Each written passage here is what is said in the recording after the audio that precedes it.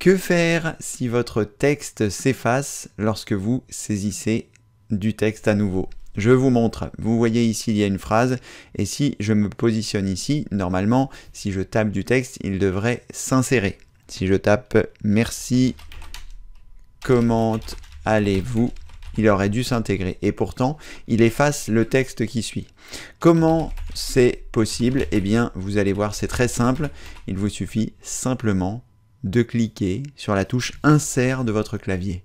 Bonjour, je suis Cédric du site formation informatique avec cédric.fr et comme je viens de vous l'indiquer, si vous souhaitez faire en sorte que votre texte arrête de s'effacer lorsque vous tapez quelque chose, lorsque vous souhaitez insérer quelque chose, un mot ici, vous voyez mon texte est en train de s'effacer, eh bien il me suffit simplement d'appuyer sur la touche Insert de mon clavier et ensuite, eh bien, vous voyez mon texte peut à nouveau s'insérer.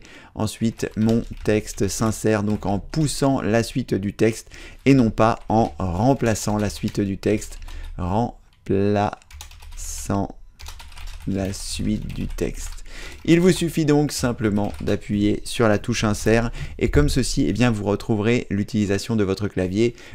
Voilà comment faire pour faire en sorte que votre texte arrête de s'effacer lorsque vous souhaitez intégrer des nouveaux textes. La touche est Insert, je vais vous la montrer sur le clavier visuel si vous ne voyez pas. Elle est ici, ça s'appelle INS ou Insert et lorsque vous allez presser une fois dessus, ça va activer l'insertion et si vous réappuyez dessus, ça va désactiver l'insertion. Donc si vous voyez comme ceci que votre texte est remplacé lorsque vous saisissez du texte, c'est que vous avez peut-être appuyé sur la touche Insert sans le faire exprès. Alors sachez que si vous êtes sur Windows 10, je n'ai pas réussi à activer cette touche. Avant, elle s'activait automatiquement n'importe quand. Hein. Ici, je suis dans le bloc-notes et si j'insère du texte bonjour, vous voyez, mon texte est poussé. Si j'appuie sur la touche Insert et que je continue, eh bien, ça n'a pas inséré du texte, ça n'a pas activé le mode d'insertion. Donc, je ne sais pas pour quelle raison. Il a fallu que je vous montre ça dans Word. Dans Word, c'est une option à ajouter. Donc pour ce faire, il faut vous rendre dans les préférences, donc en cliquant sur Fichier, ensuite dans Options. Lorsque vous êtes dans Options, il faut aller dans Options avancées et dans la rubrique Options d'édition, vous trouverez ici Utiliser la touche Insert pour contrôler le mode Refrap. Moi, je vais décocher cette case. Comme ceci, je vais cliquer sur OK, comme ceci, le mode Insert ne sera plus activé, c'est-à-dire que je peux taper du texte, me mettre donc à l'emplacement où je souhaite en insérer, appuyer sur la touche Insert et comme vous pouvez voir, je rappuie sur la touche Insert, ça n'a pas activé le mode Refrap, donc le mode remplacement de texte. Donc il faut, si vous voulez utiliser ce texte, je trouve que c'est une option qui n'est pas très utile, je ne l'ai jamais vraiment utilisée. Ce que je sais, c'est qu'il m'est arrivé par le passé d'appuyer sur cette touche Insert et que ça me pose des problèmes sans savoir ce que c'était.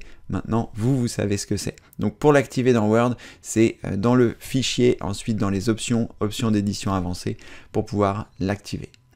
Voilà, comme ceci, vous n'aurez plus de soucis de texte remplacé lorsque vous tapez votre texte.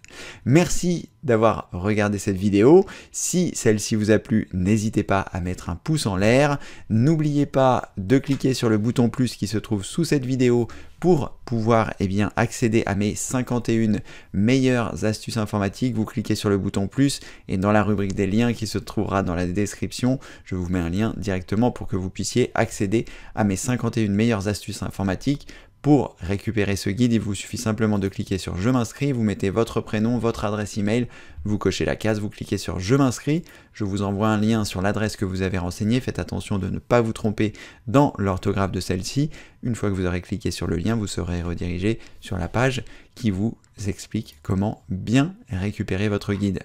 N'oubliez pas non plus de visiter le site formation informatique avec cédric.fr. Dans la rubrique formation, vous trouverez plus de 800 vidéos gratuites pour vous apprendre l'informatique à votre rythme et ainsi avoir la possibilité de devenir totalement autonome en informatique. Merci d'avoir regardé cette vidéo et comme le veut la tradition, je vous dis à très bientôt pour une prochaine vidéo évidemment. Merci, au revoir.